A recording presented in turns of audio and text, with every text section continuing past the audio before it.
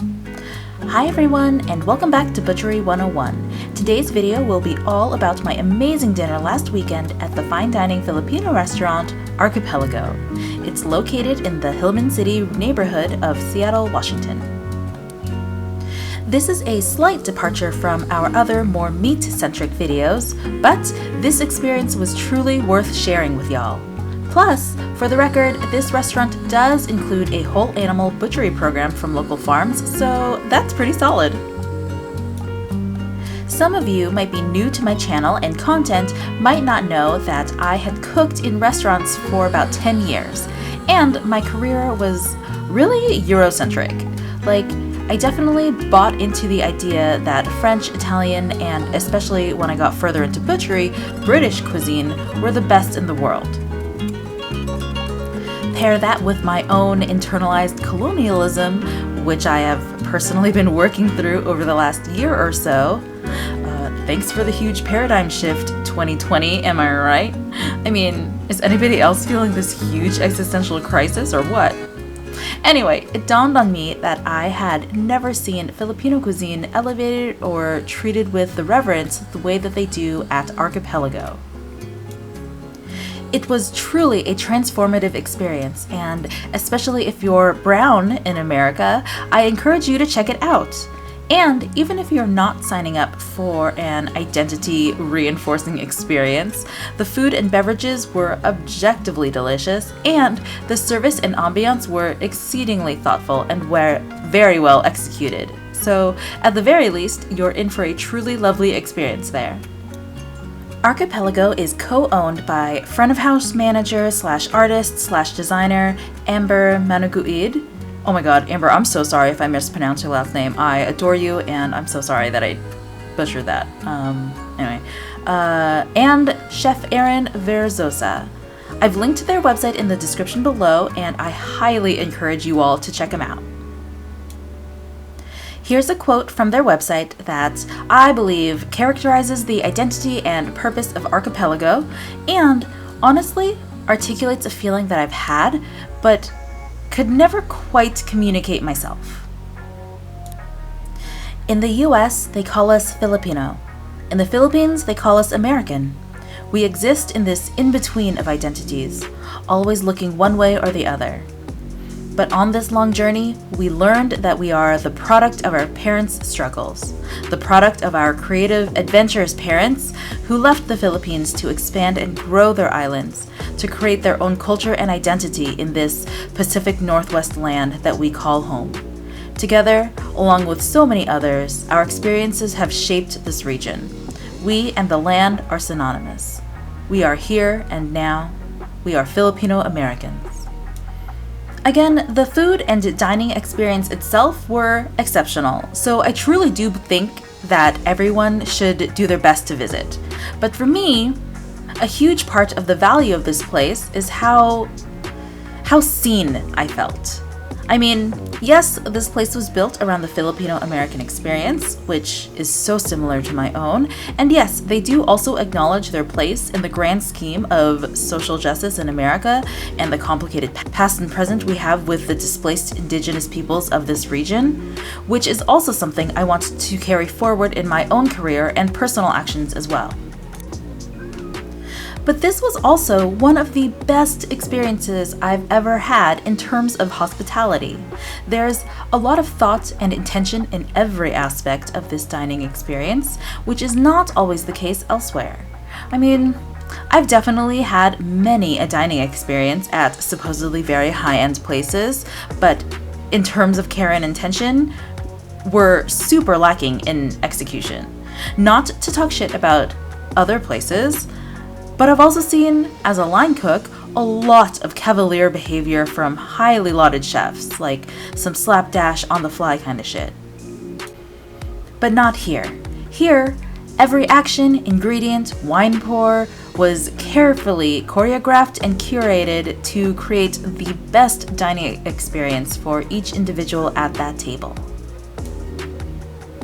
There are honestly too many lovely details to describe here, so I'd like to just take the next few moments to go over some highlights. But, for the record, I'd never be able to capture the depth of hospitality and care that went into this service, so please just do yourself a favor and book your dinner here as soon as possible. But first, I have to tell y'all about some super exciting other projects going on from Butchery 101. First, I want to tell y'all about Meat News Tuesday. I go live every Tuesday around lunchtime, Pacific Standard Time, to go over the news of the week for meat, agriculture, and food. Last week, I read y'all an article from Civil Eats about the working conditions for agricultural workers in the worsening heat waves.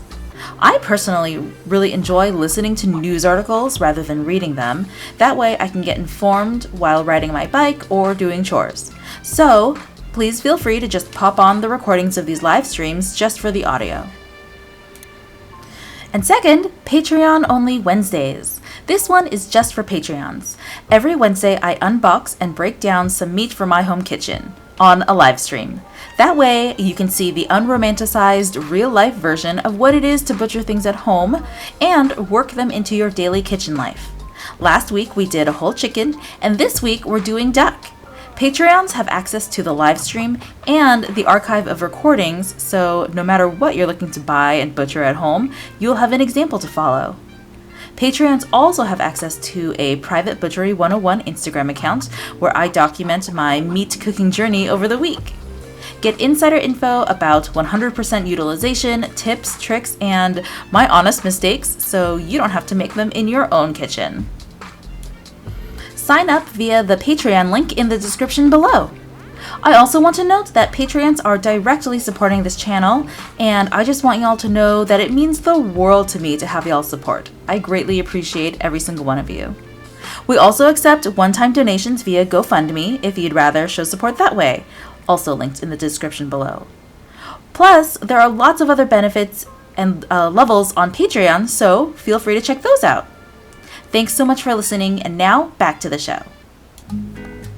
So, in no particular order, here are just 3 wonderful moments from that magical dinner that I'd like to point out.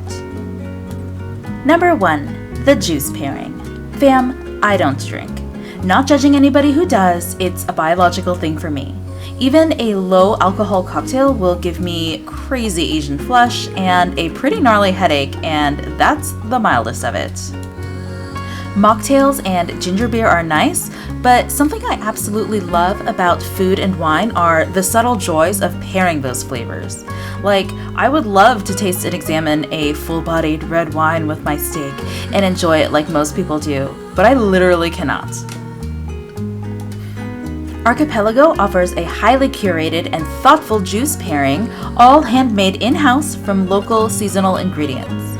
There was apple wild ginger juice, cherry rose hip concoction, an apple sorrel beverage, and my personal favorite was the strawberry apple and saffron juice.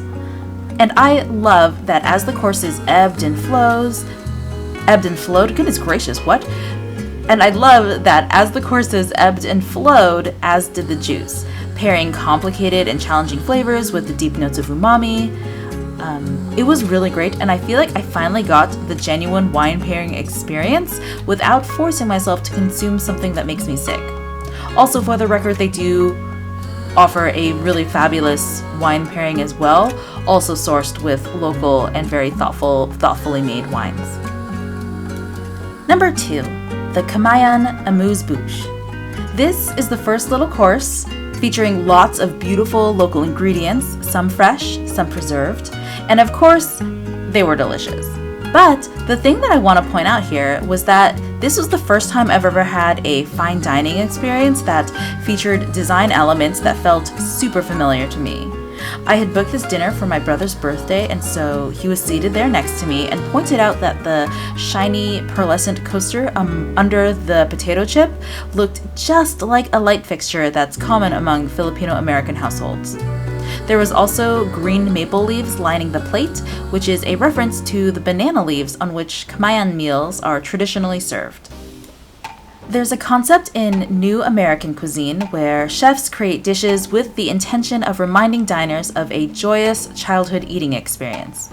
It's beautifully rendered in the Pixar movie Ratatouille, where the old crotchety food reviewer is transported back to his provincial childhood, eating his mother's stewed vegetables by a bite of the titular dish. It's meant to be the mark of a truly successfully delicious dish.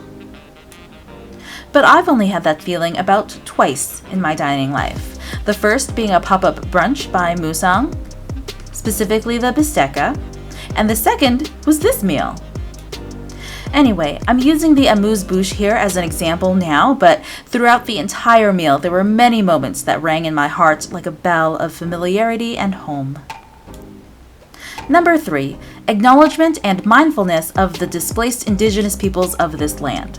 I mentioned this earlier, but truly there is no equitable way forward without acknowledging how and why we got here, how our privilege and prosperity are rooted in the suffering of others.